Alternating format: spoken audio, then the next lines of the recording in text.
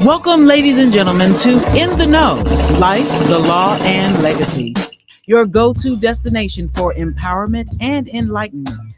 This is a show designed with you in mind, targeting the young men in our community and those who champion their success.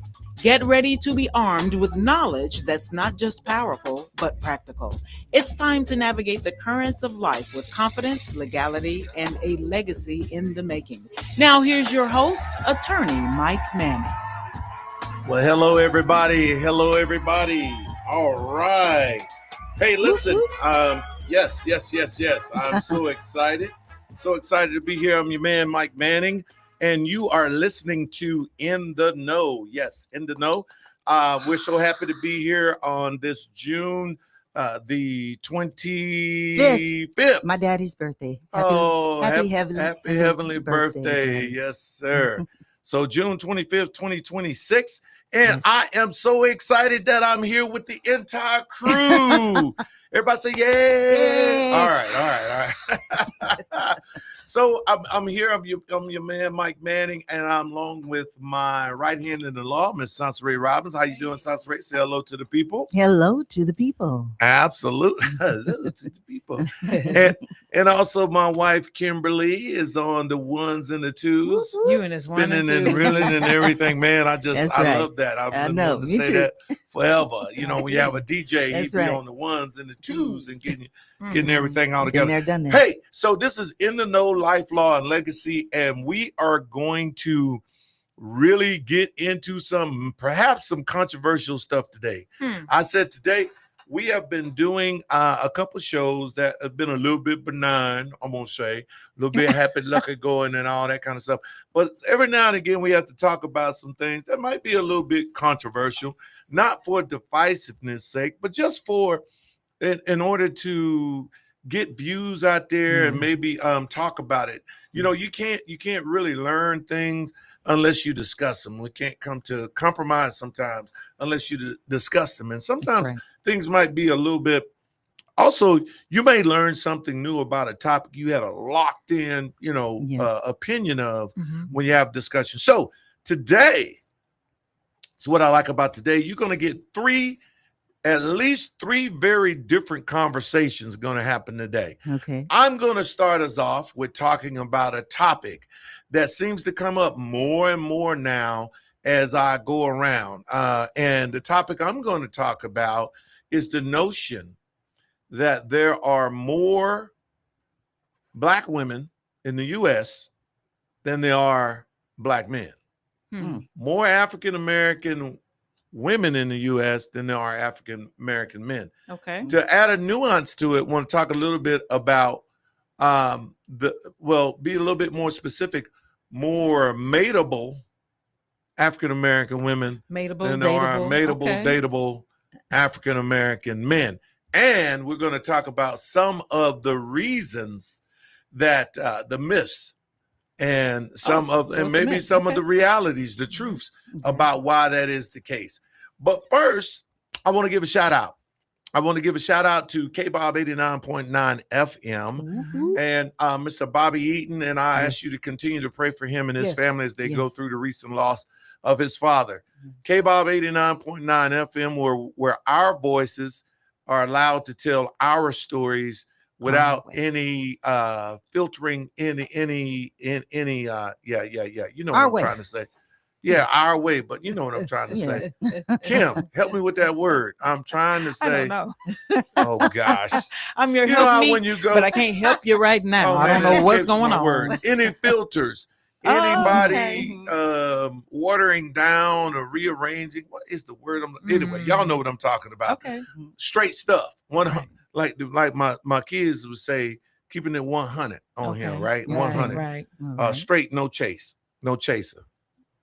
Good job. You got to drink alcohol to know what that is all about. But anyway, so K-Bob, and then our corporate sponsor, Max Wings. The ladies got on nice little Max Wings shirts today. I don't have on, and you can't see Kimberly's because she got that camera. Got that. There you go. I got this is like the most popular shirt ever made for us. Everybody wants that shirt.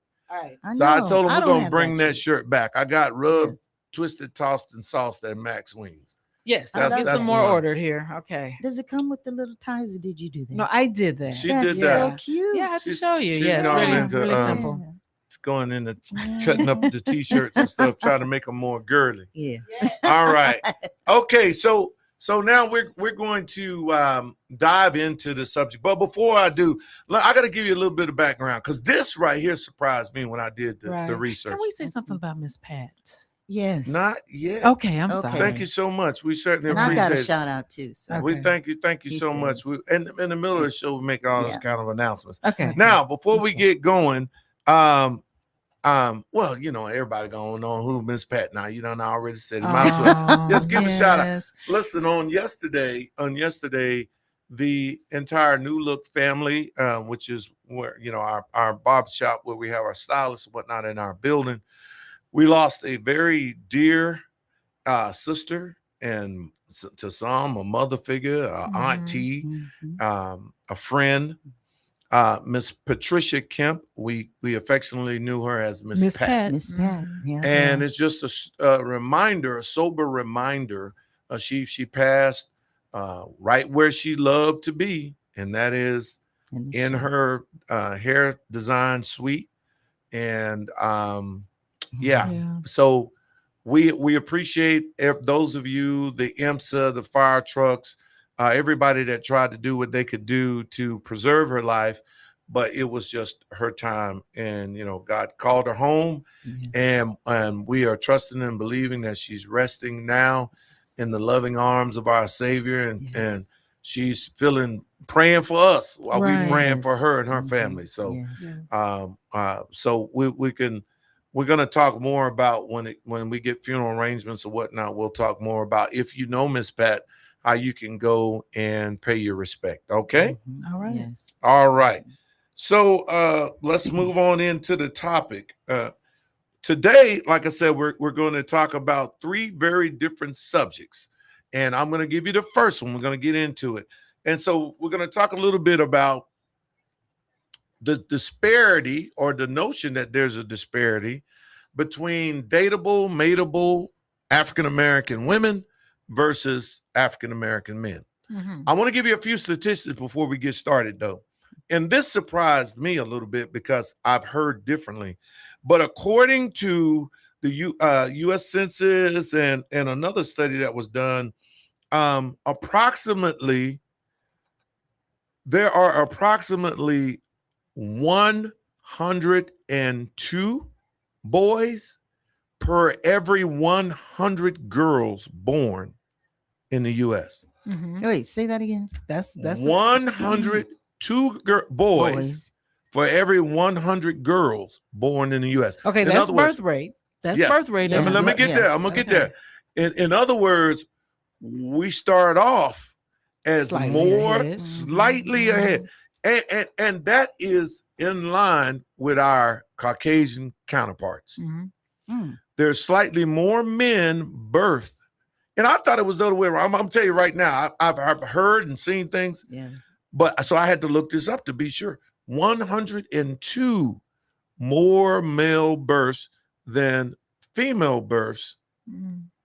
102 to every 100 Gotcha. in the Yeah, U.S., That's not bad. which is slightly over like 1.001%, Right. more. Mhm. So I'm just amazed at wow, that it would be just even that close, but that it would be slightly more Right. men. Now, Mhm. the imbalance is not a biological at birth thing, which is what I thought it was, which is what I've been heard. So it's not an imbalance of more women being born than men. The imbalance emerges Right. as we go through time. Mhm. And Of to course, our 'cause dismay, uh-huh.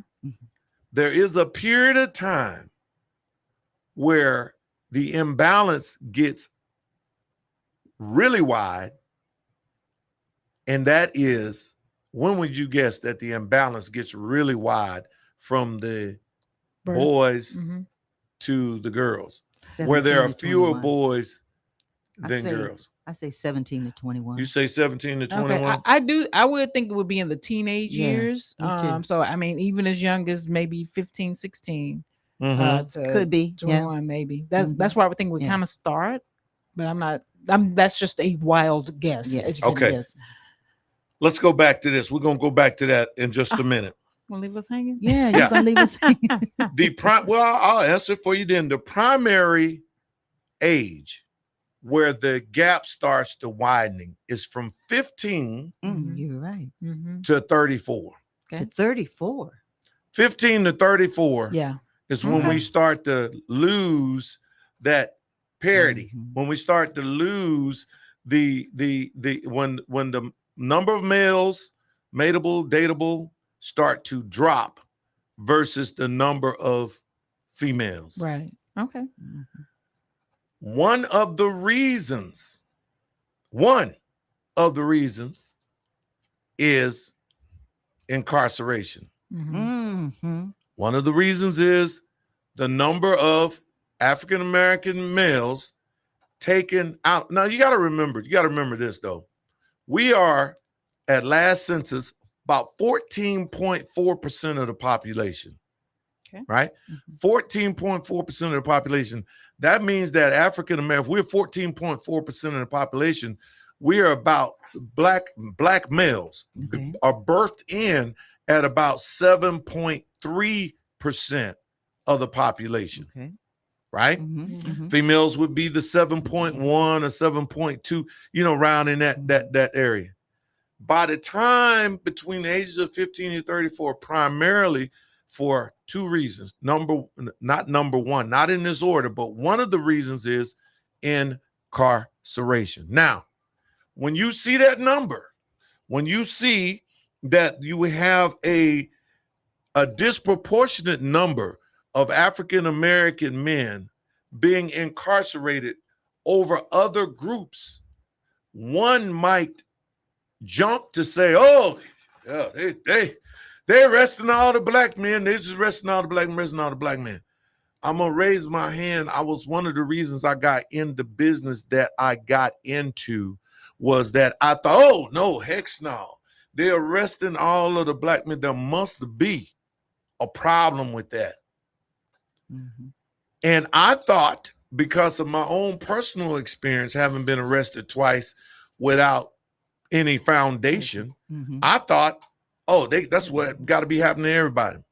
Now, we're not talking about this on this show, but let me just tell you right now, that ain't the case. And there's a lack of accountability that we'll talk about later. That is the primary reason. I'm a defense attorney. I defend my people to the T. I've been doing this in Tulsa, Oklahoma for almost 20 years. I defend them tooth and nail. Yes, I do. Yes, you do. But at the same time, I can tell you that we have an accountability problem. Yes. And that is the major contributor to why we have so many incarcerated men. Now, I'm going to stay on topic. Mhm. That is one of the reasons why we have fewer men that are dateable, mateable by the time between the ages, like I said, it starts dropping off 15 to 34. Mhm. Okay. What's the other reason? What son? What you going pew pew? What you talking about? Pew pew. Well, I'm talking about the rate of Murder of rate? us- Yeah, the murder rate among our young men. You would be 1,000. Wrong? Ain't no such thing. Mhm. Yeah. 100% right. Oh, okay. Oh, I was gonna okay. say, I thought you was trying to. But Yeah. here's the thing. Here's the thing. Here's the thing. Here's the thing. Okay. And here's the thing that's so infuriating to me now, because if you don't know what the problem is, what happens is you spend all your energy and time dealing with something that won't solve the problem. Hmm. If I came to you, sons, and I said,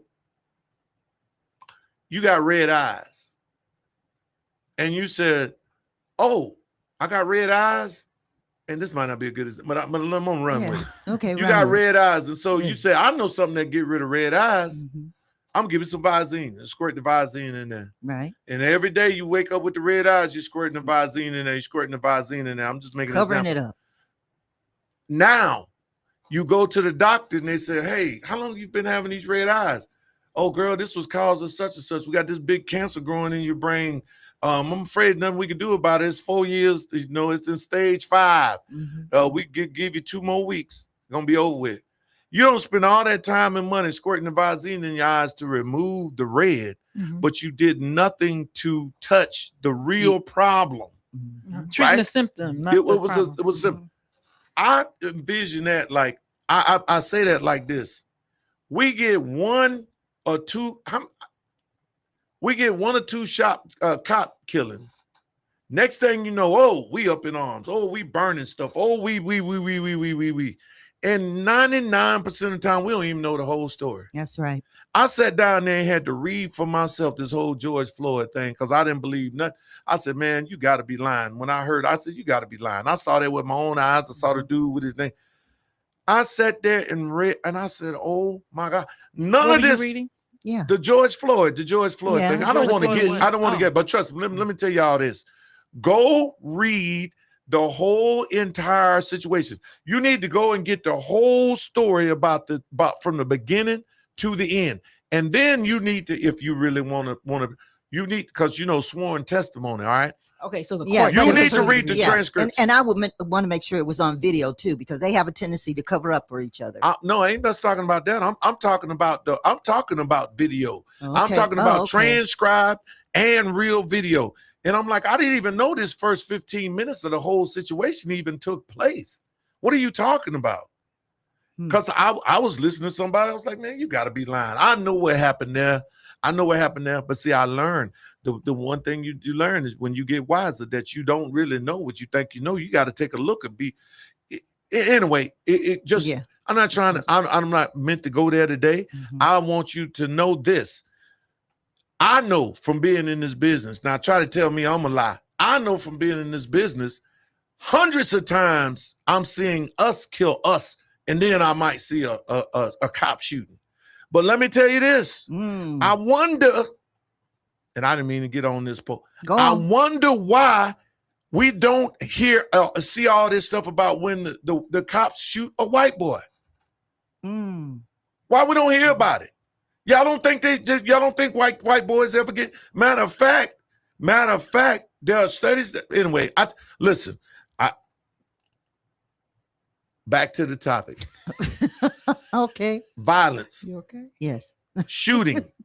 Yes. Because here's the number that's ought to just make you want to throw up a little bit in your mouth.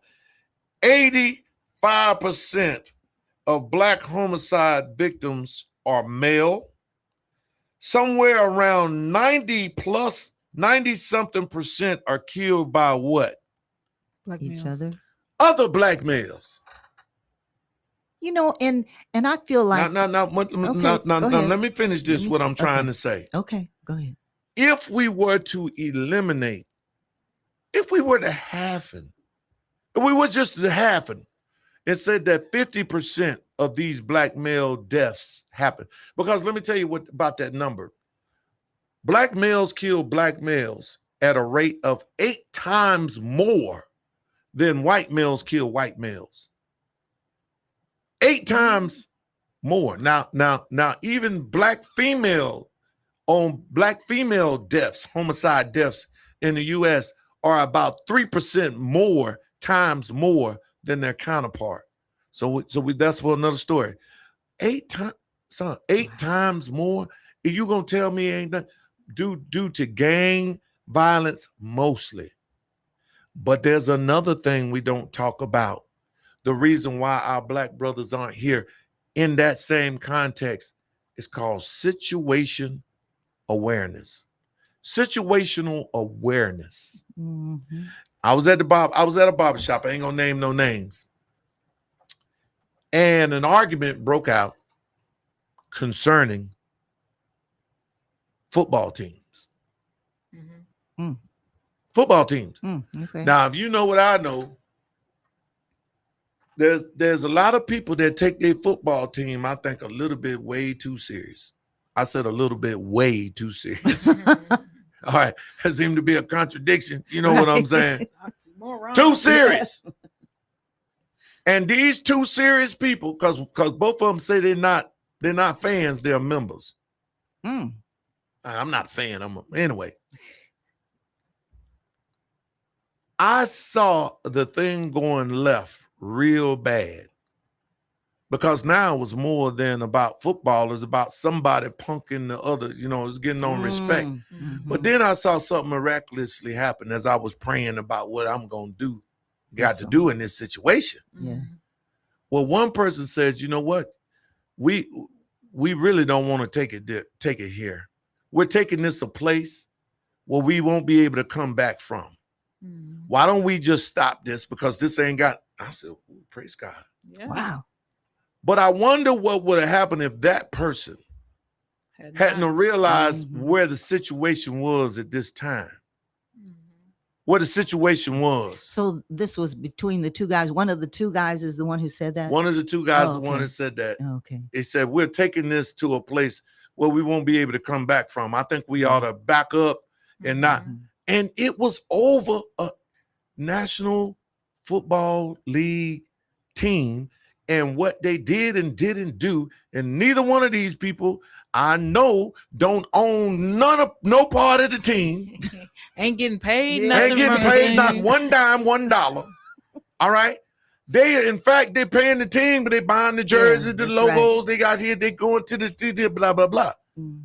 But this one person, and thank God he had some situational awareness that now this is getting out of hand and can go to a place. Now, was that a learn? Did he learn this? I believe so. Yeah. I could tell by the way in which the things was going that this was not first rodeos for either one of them.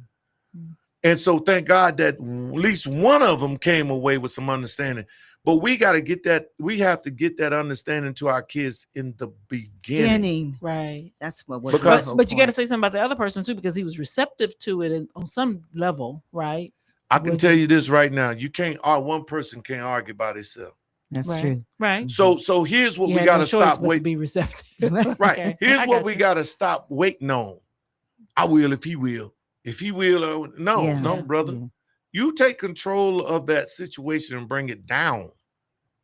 See, one of the problems I think a fault of one of the policing practices, and this causes some issue, is that they've been taught not to de-escalate. They have been taught to get over top of it. You understand what I'm saying? Yes. Or else they may get ran over. Right. So like if you're being stern, I don't know. Now here come the cop. Because he trying to take control. To get over the top of it. And although that might be effective in certain situations or be even needed in certain situations, I can think of certain situations where a calm voice and a tone below will put, I never forget, my mama disciplined in this low range, this right here. This was her disciplining voice. She's not raising nothing up over this. Now you're in trouble. You know you're in trouble when she's talking like this. I'm very disappointed in you. You start crying. That hurts you more than the belt. But it was a very effective. I'm not gonna come in here hollering, screaming, fussing. No, I'm fixing to give it to you in that's such confidence that comes in a voice like that. But anyway, situational awareness is not being taught. Well, we've been teaching our kids. Don't let them he come in you, man, you out. That's why we have a Carmela Anthony situation. You cannot tell me.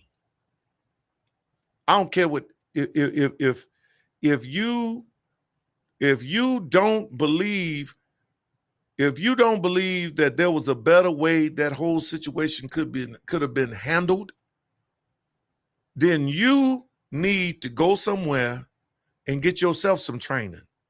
Because I'm gonna tell you something right now. This is what I say about people. And I don't mean to get on this, but listen.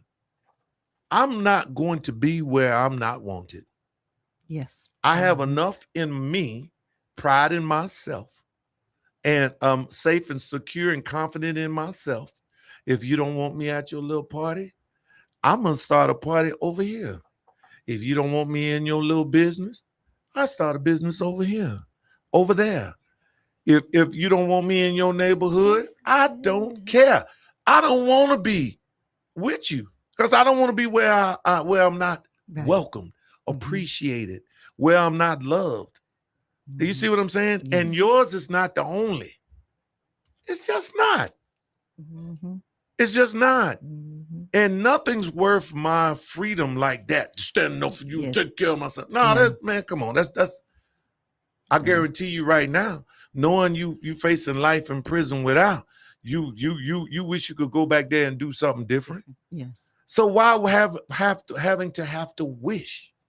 The thing I love about the Fulio 4 or 5 or Yeah, whatever, the boys 5. that killed the rappers, that killed the rapper, right? The group that killed the rapper. 2 of them that spoke out warned other kids that this ain't worth it. Mm-hmm. If I had to go back when they was getting ready to get sentenced, I appreciate. I have much respect for them, even though they all got L-WOP'd. Everybody got L-WOP except the girl. What's LWAP? I'm sorry. Life without the possibility life without of parole. Okay, Yes. gotcha.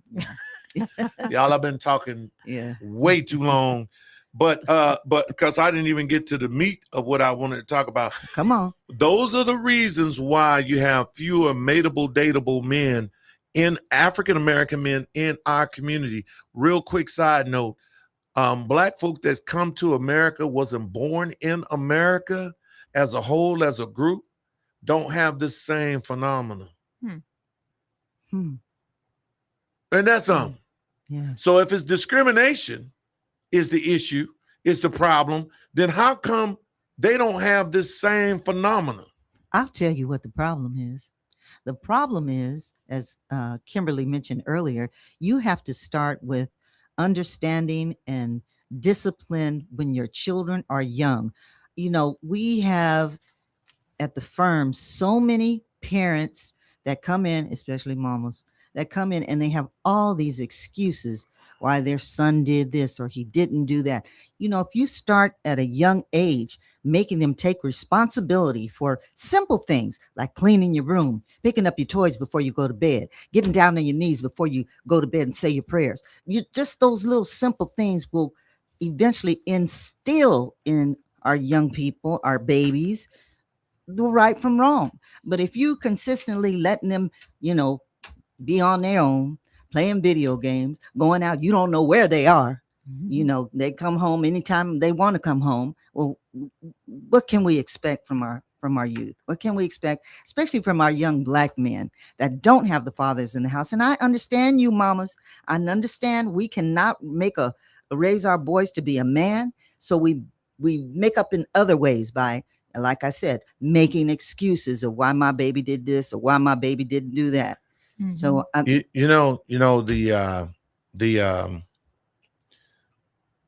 whenever I hear people talking about, we talked a lot on this show about it's very important for men to be in the home. Yeah. It's very important for not for both children, but primarily for, I think, the male, that a man be in the home. It bears the question is, which came first, like the chicken or the egg? So is the man being out of the home the reason for the cause of what had happened, or is it the things that have happened have then kept the men out the home, which then further? So I just say this. We have to address these issues, and the only way we're going to address them is we got to stop fighting the symptoms or fighting the wrong problem.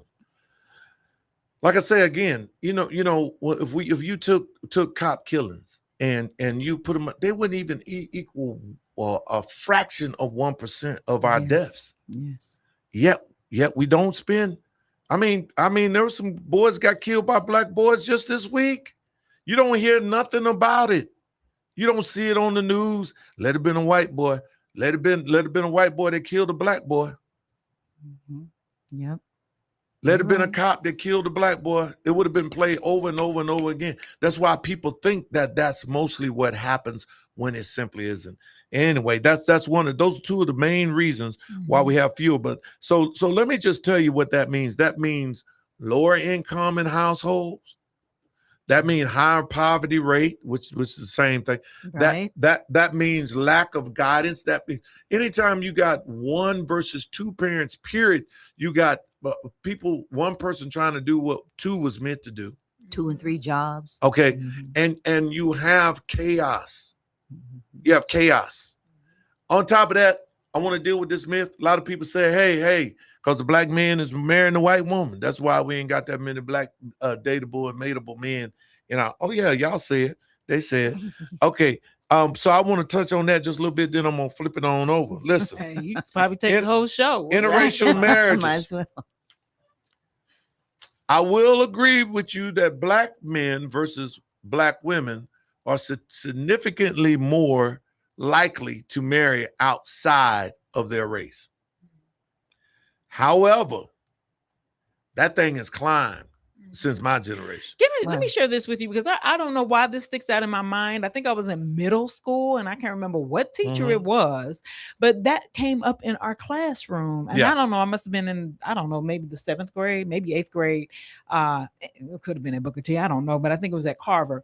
And that came up about why a lot of African-American males marry Caucasian women. And this is how she explained it. She explained it was, I don't know what class it was and why we was talking about this, but she says you have the white male, then you have the white female, then you have the black male, and then you have the black female. Like there was some type of a hierarchy in society, you know, how that was. And she said, because I don't know what teacher this was. And if anybody of my classmates out there that went to Carver, if you remember, if you were in my class when this happened, she said, because the black male and the white female who are right there together there, I don't know how she explained it. It was more that they connected. They were closer in, I don't know, level or whatever it was that made them be so prevalent, which is really weird to me. I don't know, but that was kind of strange. I think there's going to be various reasons why some black men would seek to marry outside of their ethnic group. I said race. There's only one race, ethnic group, I would say. Okay. But the point I want to get to is I'm still talking about fewer dateable, mateable black men. And so here lately, there's a study done in 2023, 1 out of every 4 marriages where a black man is a participant is the black man marrying outside of his ethnic group, about 24%. And here lately, since 2023, 1 out of about every 8 marriages where a black female is the participant, she's marrying outside of her ethnic group. Now, I'm not saying any of that's bad, good, or bad. I'm just talking about why, if a black female seeks to marry in her same ethnic group, why the pool is smaller. And these are the reasons. You know, they ask some men, African-American men, about that, and they give various answers. One of the answers that make the most sense to me, and should make the most logical sense to anybody, is that when you now remember, back in the day, about 88% of all black children were being raised in a double parent home with their biological mother and father. That's up like to 1950s, 1960s. I mean, coming out of slavery, it was that way. We believed in families. Families stayed together. They did. Right. Now, there might be some things happen, but they stayed together. Right. Okay? Those girls that was raised in a family with a father learn how to be a wife. Y'all can say what you want to say, but I'm gonna tell you something. I agree with that. They learned how to be a wife. They can learn what it been, what it meant to submit. Well, all these things that meant that I think if you were outside of that and you getting reinforced, child, you better have yours. You better do this. You better do that. Go and get them degrees and all this whole kind of stuff.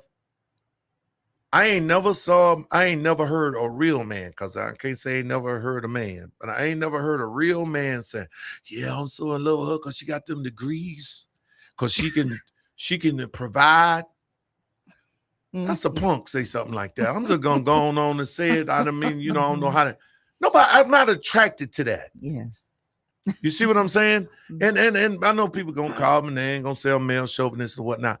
But yeah, but you would be attracted to a person who is like, I'm going You're to do equal what I or need to do Yeah. to provide myself until I can get married or whatever. You know what I mean? Because you don't want somebody that's just like, no, we don't want nobody want no slouch. But here's the thing though. You're a wife before you get married. And if you can't show yourself to be a wife before you get married, you may not never get married. I'm just being real. I'm telling you the truth. People won't tell you. And part of that is a softness I'm seeing leave the African-American female in spades. I'm talking about for real. Because you feel like you got to be so tough. I'm just telling you that don't work with real men. And so when the majority of people that I've interviewed that talk about why they got married, whether she outside his ethnic group or inside his ethnic group, one of the main things is going to be my wife is that emotional hub. She cares about me. She cares for me. I could see her doing that then for my children. I could see I'm coming home to a home that's loving, kind, and endearing and is supporting me. Peaceful. So I can go out here and fight. Peaceful. I'm telling you, you worry about your eyelashes and about your weave. And the dude don't give a daggone none about that. That's right. None of it. well, the dateable, mateable ones don't. No, then he gotta face your nasty attitude or your nasty ways or your more masculine approach to things. Nobody want that. I had a dude, I know, I had a friend of mine who's he's single, and he talked about how he pursued this girl and how now he can't stand her. And I'm like, well, what's that? He said, man, she gonna call me in the middle of the night talking about come on over here and Oh my he goodness. said, man, I got to be the one. I don't. I said, dude, I thought this is what you liked. No, man, I'm thinking about, listen, this is a man here. Who else she done call like that? See, I'm just giving y'all game. I'm not game. I'm giving you the truth, young ladies. But anyway, that's one of the reasons why, and I just, boy, woo.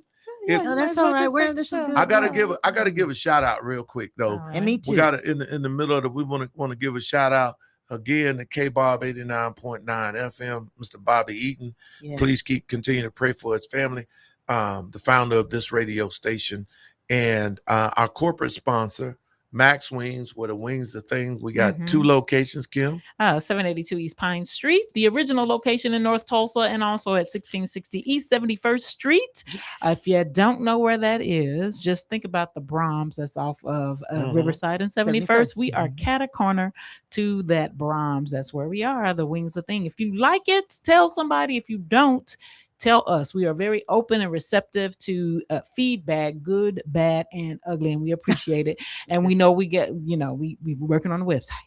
Yes, we're continuing to grow, and trust me, we've been a lot of sleepless nights because we're gonna trust me, we're gonna make it all good for everybody that's listening. We'll make it all good for our people. Right. Sansaray, you had something you wanted to shout out? I want to shout out to a very good friend of ours, a family.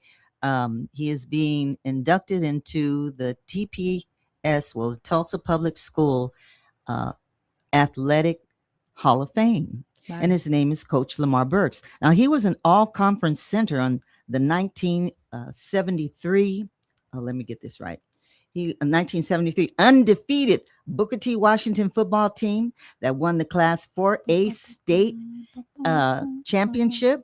And he was also a standout tennis player. After playing football collegiately at Southwestern College in Kansas City, Burks became a coach, assisting on Booker T. Washington's 1984 state championship team. And he was also an assistant football coach at Central, where he also was a track and tennis coach.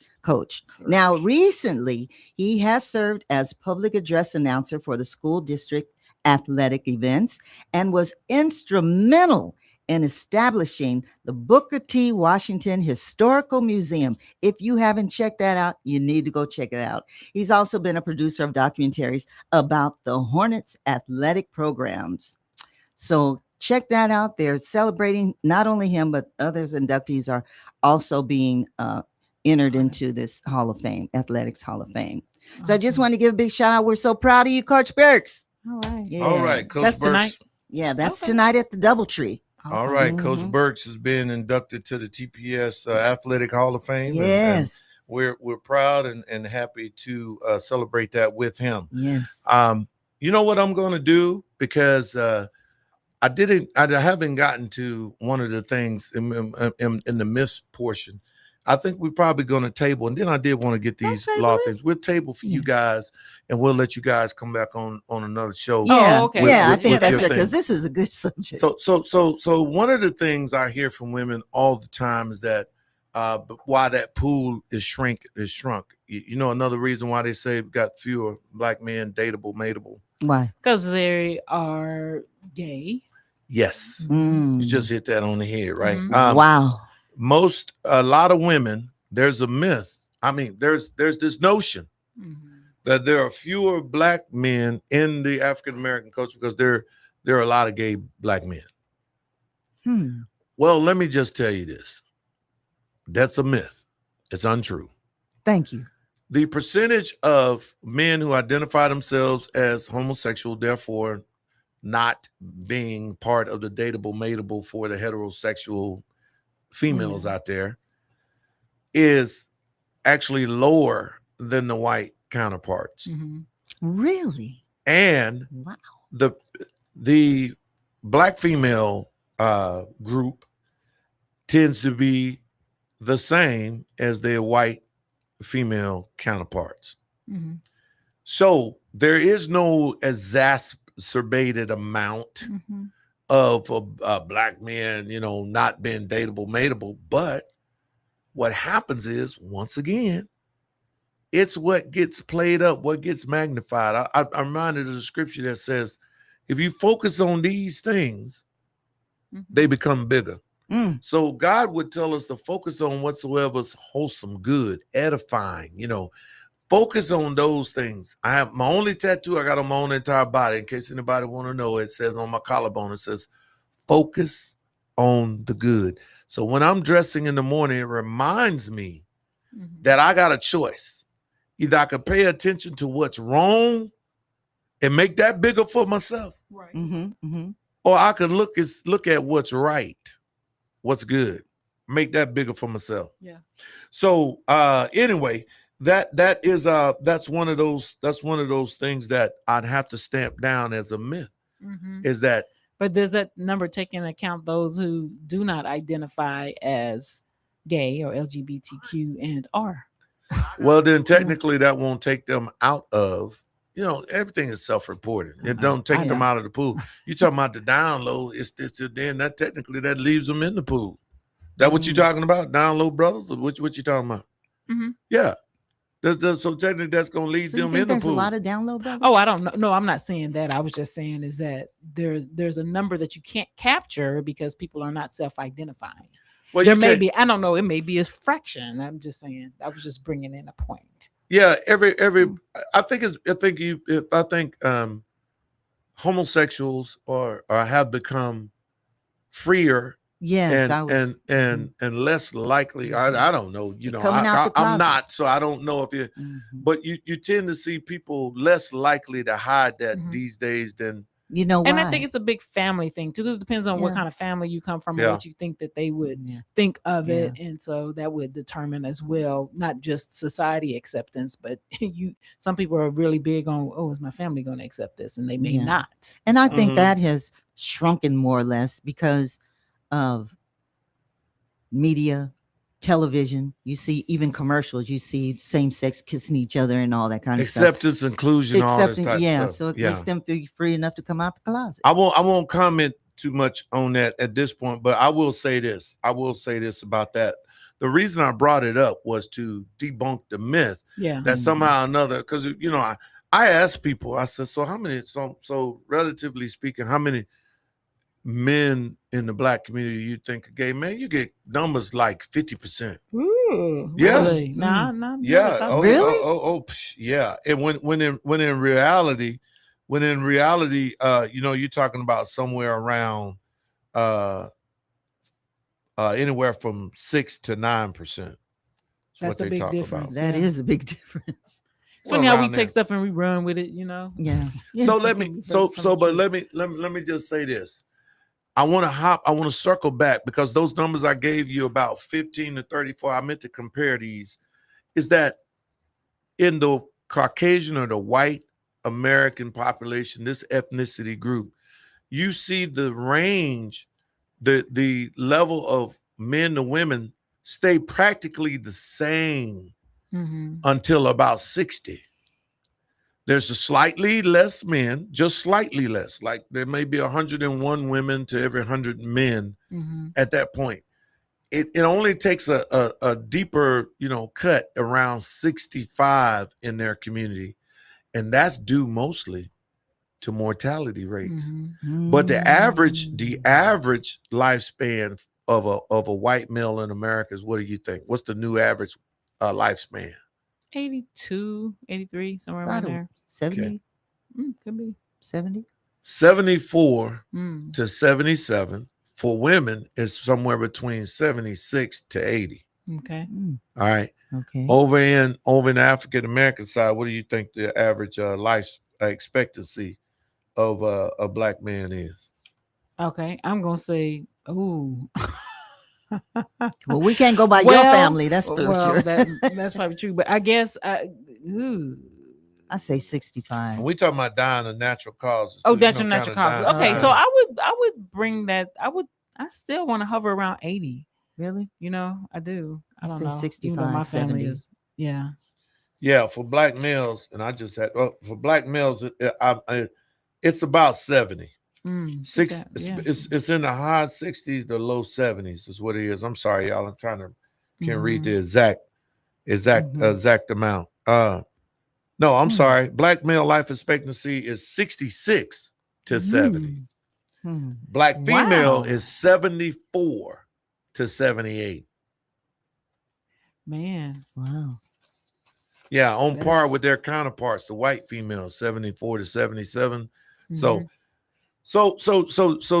they're gonna get a deeper as you get older, more females than males naturally, but we take a big hit in that 15 to 34. That's where we get our largest disparity and our largest hit, which makes a big difference. Now listen, I said all that to say this is that I want to plant a seed that we need to tackle the real issues.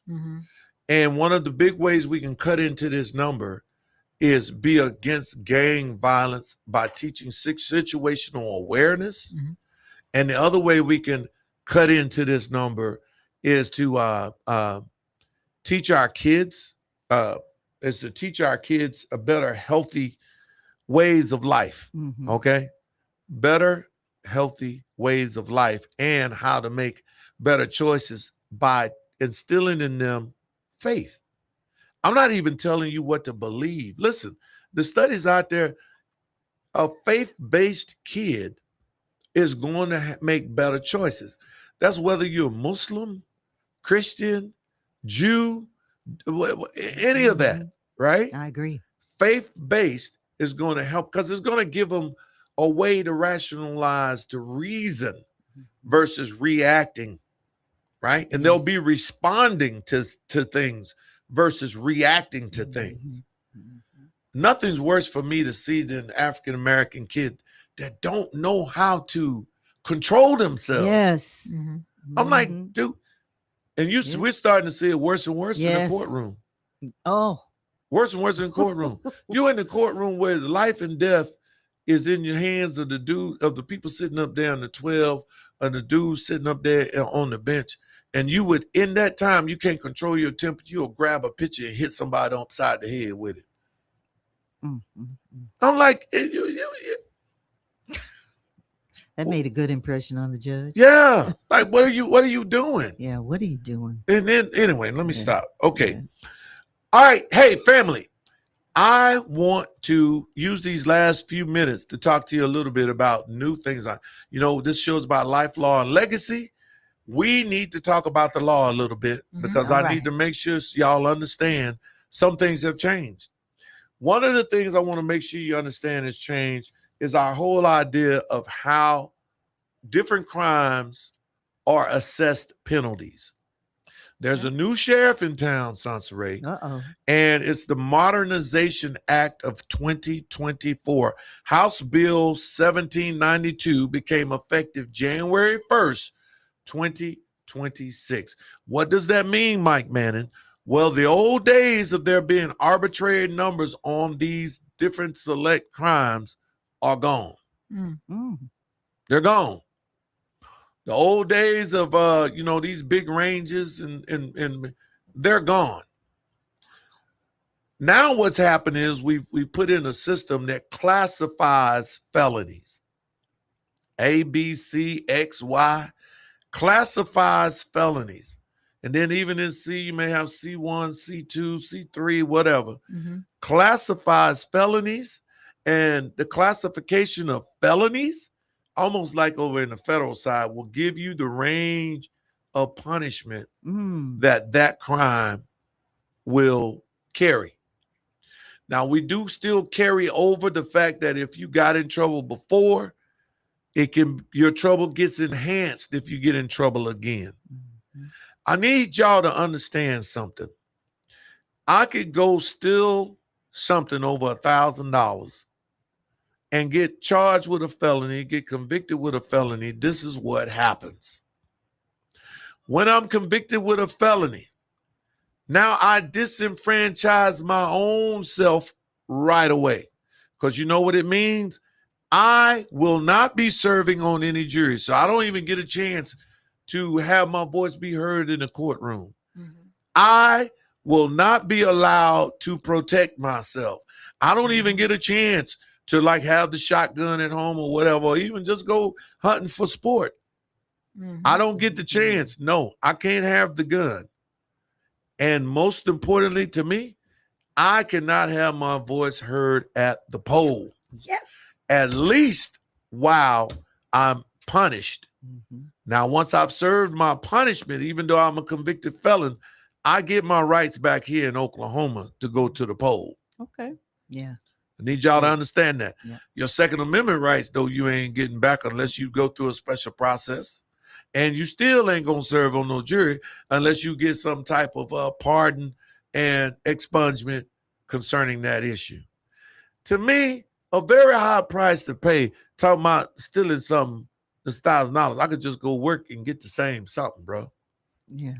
Probably less headache, less work. So remember this. It's a standardized 14 or 15 class system, from class Y being the most serious down to the lower classes like A, B, C, Why is that interesting?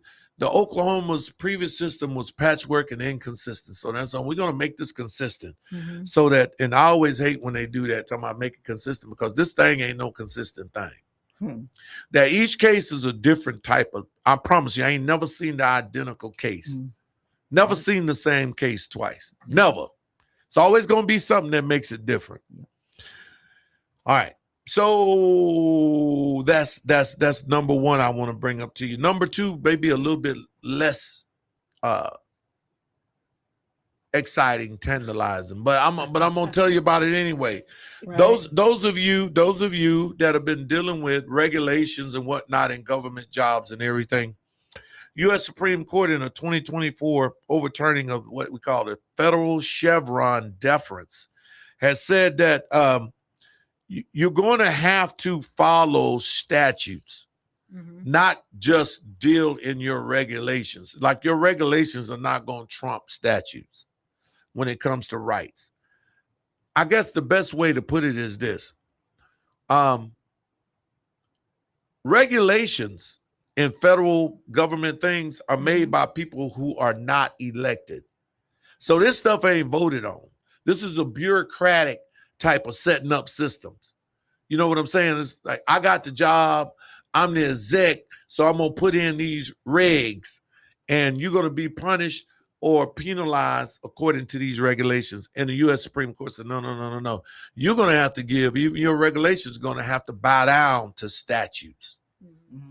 And so that's really good news for folks in governmental business. But anyway, so that's all I'm going to say about that one. Number 3, this is what I need to spend a little time on. Effective November 1st, 2025, and I want y'all to know, those of you out there who can't seem to understand this, November 1st, 2025, aggravated DUI is one of them muggers. I'm telling you right now, it is tough now. There's some mandatory penalties, and I don't care how smooth, how groovy, how great the defense attorney is, there's some mandatory penalties, and they've expanded what aggravated DUI is. Why is that important? Because your first DUI would be a misdemeanor. Yep. All right? Yep. Don't have to be that way no more. When you fall under the aggravated DUI, your first DUI can be a felony. Now, what is considered an aggravated? So here's the deal. You can get an aggravated DUI. See, usually DUI would mean that you had a blood alcohol level of over 0.15. Mm-hmm. So anything over 0.15, you falling into aggravated. They can charge you with aggravated. Now, it includes a scenario where you got that blood alcohol level, but you caused the crash. Blood alcohol level, certain traffic violations. Blood alcohol level, you were speeding in the school zone. They've included all these to say that's aggravated DUI, which means you can be charged as a felony. The reason that's... Oh, no, I was just questioning you. You're talking about with that blood alcohol level driving in a school zone. Or are you saying driving in a school zone? You can drive in a school zone less than 0.15 and get an aggravated DUI charge. Because coupled with that was you caused the accident, or coupled with that you was speeding through a school zone. So let's say you was driving every way you're supposed to drive, but then you went through the red light maybe, and maybe you getting an ordinary DUI, you getting a misdemeanor DUI. But let's say you sped, you got whatever level above 0.08 you was driving. And you sped, you did 60 down the school lane. Takes it over to a felony. You're going to get aggravated DUI. Gotcha. What if you refuse the blood test? If you refuse the blood test, then you refuse. That's why I try to tell people, you mean the breathalyzer? Yeah, the breathalyzer. I got my advice is still solid. If you get stopped for DUI, go ahead and blow. Request a blood test. Go ahead and blow, because if you refuse to blow, now they deem that as you met the criteria for the blood alcohol level. Automatically, even yes, not even taking the breathalyzer. You met the criteria. This is why it's your right to ask for a blood test. Right? Yeah. If you're stopped reasonable suspicion, you've been driving under the influence, you just can't say, I'm not going to do it. I'm not going to do it. We used to say do that. Yeah, that's true. Well, they fixed that. They said, okay, well then you meet the criteria. We don't even need to. You're going to jail. No, you meet the criteria for having blood alcohol level that's above the legal limit in your system. I got one quick question because it's about time to go. Okay. So what is the benefit of asking for the blood test? The benefit of asking for the blood test is, and every good lawyer can tell you this, is that if you truly don't believe that you're driving impaired, then they must do what they need. They must follow a certain set of procedures and steps, which are very hard, very easy to mess up. And that might be your saving grace in a defense against DUI. But I can't leave without saying this, folks. If you're going to drink at home, stay at home. Yes. If you're going to drink on vacation, drink in the hotel or stay at the hotel, stay at the resort, and whatever. Uber everywhere. Yeah. If you find yourself out there and happen to got drunk, call a friend or call an Uber. Take you home. All right. Hey, listen. This has been outstanding. It's your boy Mike Manning, our host. We're gonna be back same time, same place. If you know about the disparity of black men to black women, then you're in the know. In the know. Gotcha. Bye-bye. As we wrap up another insightful episode of In the Know, remember that the journey to success is a collective effort. Share the wisdom, spread the knowledge, and let's build a legacy together. Join us next time for more invaluable insights that empower, inform, and inspire. This is In the Know, Life, the Law, and Legacy, where we shape today to create a prosperous tomorrow. Stay informed, stay empowered.